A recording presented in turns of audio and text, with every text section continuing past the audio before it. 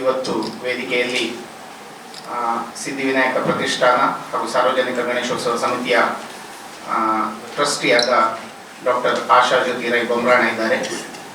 ಅದೇ ರೀತಿಯಲ್ಲಿ ಸಂಚಾಲಕರಾದ ಮನೀಶ್ ರೈ, ಹರೀಶ್ ಶೆಟ್ಟಿ ಬಜ್ಪೆ,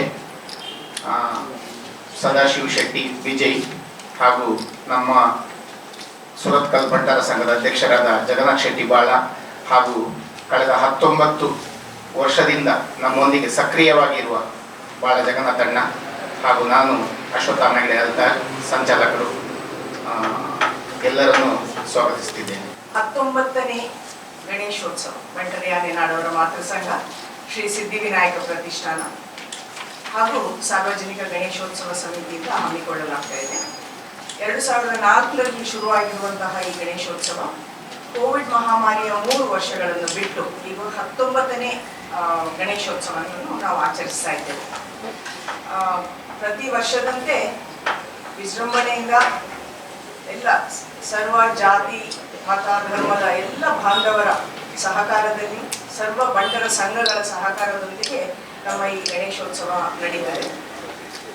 ಇದೇ ಬರುವ 26ನೇ ತಾರೀಕಿನಂದು ನಾವು ಬಾಳಂಭಟ್ರ ರಾಧಾಕೃಷ್ಣ ದೇವಸ್ಥಾನ, ಶರಾವು ಮಹಾಗಣಪತಿ ದೇವಸ್ಥಾನದ ಪಕ್ಕದಲ್ಲಿರುವಂತಹ ರಾಧಾಕೃಷ್ಣ ದೇವಸ್ಥಾನದಿಂದ ರಾಮದಾಸ್ ಆಚಾರ್ಯ ಅವರ ಶಿಷ್ಯರು ನಿರ್ಮಾಣ ಮಾಡಿದಂತಹ ಗಣಪತಿಯ ಮೂರ್ತಿಯನ್ನು ವಿಜೃಂಭಣೆಯಿಂದ ನಾವು ನಮ್ಮ ಬಂಟರ ಯಾನೆ ನಾಡವರ ಮಾತೃ ಸಂಘದ ಓಂಕಾರ ನಗರಕ್ಕೆ ಕರೆತರಲಿದ್ದೇವೆ. ಈಗ 2 ವರ್ಷದಿಂದ ನಾವು ಎಲ್ಲ ಬಂಟರ ಸಂಘಗಳಿಂದ ಹೊರೆಕಾಣಿಕೆಯ ಒಂದು ವಿಜ್ಞಾಪನೆಯನ್ನು ಮಾಡಿರುತ್ತೇವೆ. ಹಾಗಾಗಿ ಹೊರೆಕಾಣಿಕೆ ಸಹ ನಮ್ಮ ವಿಗ್ರಹದೊಂದಿಗೆ ಹೊರೆಕಾಣಿಕೆಯ ಮೆರವಣಿಗೆ ಸಹ 26ನೇ ತಾರೀಕಿನಂದು ಆಗಲಿದೆ. ಅದೇ 27 ಹೇಳಿದರೆ ಚೌತಿಯ ದಿನ ಪ್ರಾತಃ ಕಾಲ ಸಾಧಾರಣ 8 ಗಂಟೆಯಷ್ಟೊತ್ತಿಗೆ ಸ್ಥಳ ಶುದ್ಧಿ ಮಾಡಿಕೊಂಡು ಸಮಾಜದ, ದೇಶದ ಸರ್ವತೋಮುಖ ಅಭಿವೃದ್ಧಿಗಾಗಿ ಪ್ರಾರ್ಥನೆ ಮಾಡಿಕೊಂಡು ನಾವು ಮೂರ್ತಿಯ ಪ್ರತಿಷ್ಠಾಪನೆಯನ್ನು ಮಾಡುವಂತಹ ನಮ್ಮ ವರ್ಷದಂತೆ ನಾವು ಮಾಡ್ತಾ ಇದ್ದೇವೆ. ಅದು ದೇಶದ ಅಭಿವೃದ್ಧಿಗಾಗಿ ವಿಶೇಷವಾದಂತಹ ಪ್ರಾರ್ಥನೆ ಮಾಡಿಕೊಳ್ತೇವೆ. ತೆನೆ ಹಬ್ಬ ಅದರ ನಂತರ ನಡೀತದೆ.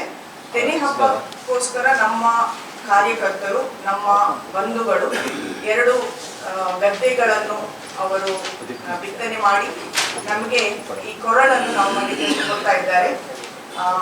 ಈ ಮುಖಾಂತರ ಅವರಿಗೆ ಖಂಡಿತವಾಗಿ ಗಣಪತಿ ದೇವರ ಆಶೀರ್ವಾದವನ್ನು ನಾವೆಲ್ಲ ಅವರಿಗೆ ಬಯಸ್ತೇವೆ. ಧ್ವಜಾರೋಹಣ ಆಗ್ತದೆ. ಧ್ವಜಾರೋಹಣ ಇದರಲ್ಲಿ ವಿಶೇಷತೆ ಏನಂತ ಹೇಳಿದರೆ 19 ವರ್ಷಗಳಿಂದಲೂ ನಾವು ನಿವೃತ್ತ ಸೇನಾಧಿಕಾರಿಗಳಿಂದ ಈ ಧ್ವಜಾರೋಹಣವನ್ನು ಮಾಡಿಸ್ತೇವೆ. ಹಾಗಾಗಿ ಈ ಸರ್ತಿ ಲೆಫ್ಟಿನೆಂಟ್ ಕರ್ನಲ್ ರಮಾನಾಥ್ ಶೆಟ್ಟಿ ಮತ್ತು ಅವರ ಶ್ರೀಮತಿಯಾದ ಕ್ಷಮಾ ಅವರು ಬರ್ತಾ ಇದ್ದಾರೆ ಧ್ವಜಾರೋಹಣ ಮಾಡಲಿಕ್ಕೆ. ತೆನೆ ಹಬ್ಬವನ್ನು ವಿತರಣೆ ಮಾಡಲಿಕ್ಕೆ ನಮ್ಮ ಪ್ರಖ್ಯಾತ ವೈದ್ಯರಾದ ಹಿರಿಯರಾದ ಡಾಕ್ಟರ್ ಮಾವಲ್ ರೈ ಮತ್ತು ಅವರ ಶ್ರೀಮತಿ ಮಲ್ಲಿಕಾ ರೈ ಅವರು ಬರಲಿಕ್ಕಿದ್ದಾರೆ. ನಮ್ಮ ಗಣೇಶೋತ್ಸವದ ಎಲ್ಲ ಕಾರ್ಯಕ್ರಮಗಳನ್ನು ಆ ದಿನ ನಾವು ಉದ್ಘಾಟನೆ ಮಾಡ್ತೇವೆ. ಅದಕ್ಕೆ ನಮ್ಮ ಸಂಸದರಾದ ಶ್ರೀ ಬ್ರಿಜೇಶ್ ಚೌಟ, ಕ್ಯಾಪ್ಟನ್ ಬ್ರಿಜೇಶ್ ಚೌಟರ್ ಅವರು ಅದಕ್ಕೆ ಉದ್ಘಾಟನೆ ಮಾಡಲಿಕ್ಕೆ ಬರ್ತಿದ್ದಾರೆ. ಬೆಳಗಿನ ದಿನ ಭಜನಾ ಸೇವೆಗಳೊಂದಿಗೆ ವೇದಿಕೆಯಲ್ಲಿ ಶುರುವಾಗ್ತದೆ. ಅದರ ನಂತರ ಮಹಾಪೂಜೆ, ಪ್ರಸಾದ ವಿತರಣೆಗಳು. ಈ ಸತಿ ಒಂದು ವಿಶೇಷವಾದ ಕಾರ್ಯಕ್ರಮ ಅಂತರ್ ಜಿಲ್ಲಾ ಬಂಟ್ಸ್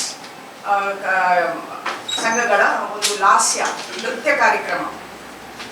ನಾವಿದು ಈ ಸತಿ ಅದನ್ನು ಕಂಟೆಂಪರರಿ ಮತ್ತು ಫೋಕ್, ಹೀಗೆ ಶಾಸ್ತ್ರೀಯ ಅಂತಲ್ಲ, ಸೆಮಿ ಕ್ಲಾಸಿಕಲ್ ಅಂತ ಆದಂತಹ ಒಂದು ಡಾನ್ಸ್ ಕಾಂಪಿಟೇಷನ್ ಅನ್ನು ಇಟ್ಟಿದ್ದೇವೆ. ಅದು 3 ಗಂಟೆಗೆ ಸಂಜೆ ಮಧ್ಯಾಹ್ನ ಶುರುವಾಗಲಿದೆ. ಲಾಸ್ಯ 2025 ಅಂತ.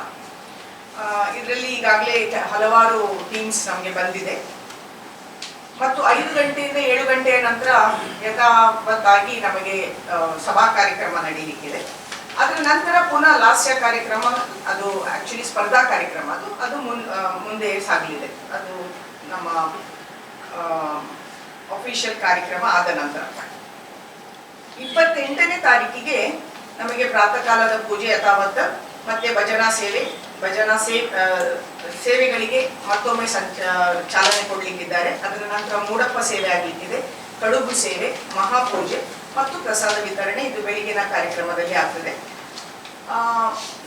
ನಮ್ಮ ಗಣೇಶೋತ್ಸವದಲ್ಲಿ ವಿಶೇಷವಾಗಿ ನಾವು ಅಷ್ಟೋತ್ತರ ಸಹಸ್ರನಾರಿಕೇಳ ಗಣಯಾಗವನ್ನು ನಾವು ಮಾಡ್ತಾ ಇದ್ದೇವೆ ಇಷ್ಟು ವರ್ಷದಿಂದಲೂ.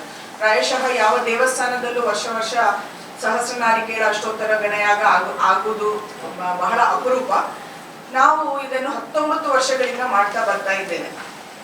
ಈ ಯಾಗಕ್ಕೋಸ್ಕರ ಆ ದಿನ 4 ಗಂಟೆ ಹೇಳಿದ್ರೆ 28ನೇ ತಾರೀಕು 4 ಗಂಟೆಗೆ ಋತ್ವಿಜರು ಶಾಸ್ತ್ರೋಕ್ತವಾಗಿ ಅವರನ್ನು ನಾವು ನಮ್ಮ ಓಂಕಾರ ನಗರಕ್ಕೆ ಆಹ್ವಾನ ಮಾಡಿಕೊಂಡು ಅವರನ್ನು ಬರಮಾಡಿಕೊಂಡು ಅದರ ನಂತರ ಯಾಗದ ಪ್ರಕ್ರಿಯೆಗಳು ಆ ದಿನವೇ ಶುರುವಾಗ್ತದೆ.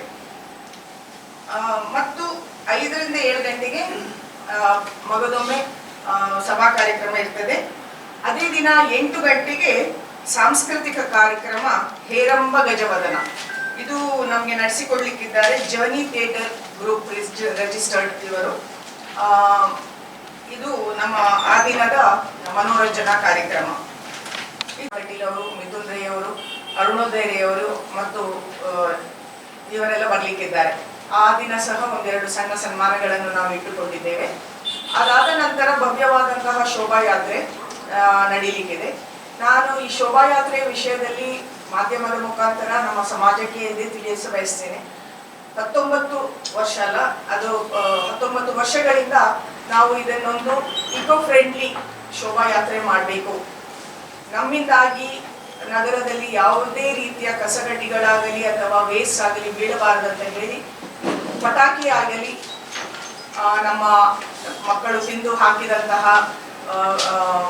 ಡಿಸ್ಪೋಸಬಲ್ ಪ್ಲೇಟ್ಸ್ ಅಥವಾ ಲೋಟಗಳಾಗಲಿ ಅಥವಾ ಯಾವುದೇ ರೀತಿಯ ಕಸಕಡ್ಡಿಗಳನ್ನು ನಮ್ಮದೇ ವಾಲಂಟಿಯರ್ಸ್ ಅದನ್ನು ಹಿಕ್ಕಿಕೊಂಡು ಹೋಗುವಂತಹ ಒಂದು ವ್ಯವಸ್ಥೆಯನ್ನು ನಾವು ಇಟ್ಕೊಂಡಿದ್ದೇವೆ.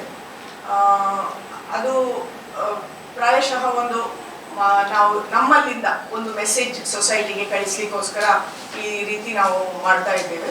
ಅದು ಅಲ್ಲದೆ ಇನ್ನೊಂದು ವಿಶೇಷ ಅಂತ ಹೇಳಿದರೆ, ನಾವು ಇಷ್ಟು ವರ್ಷ ಸಹ ಯಾವ ರೀತಿಯ ಒಂದು DJ ಆಗಲಿ ಟ್ಯಾಬ್ಲೋಸ್ ಆಗಲಿ ನಾವು ಉಪಯೋಗ ಮಾಡುವುದಿಲ್ಲ. ನಮ್ಮ ಶೋಭಾಯಾತ್ರೆಯಲ್ಲಿ 60ರಿಂದ 70 ಭಜನಾ ತಂಡಗಳು ನಮ್ಮ ಜೊತೆ ಬರ್ತವೆ.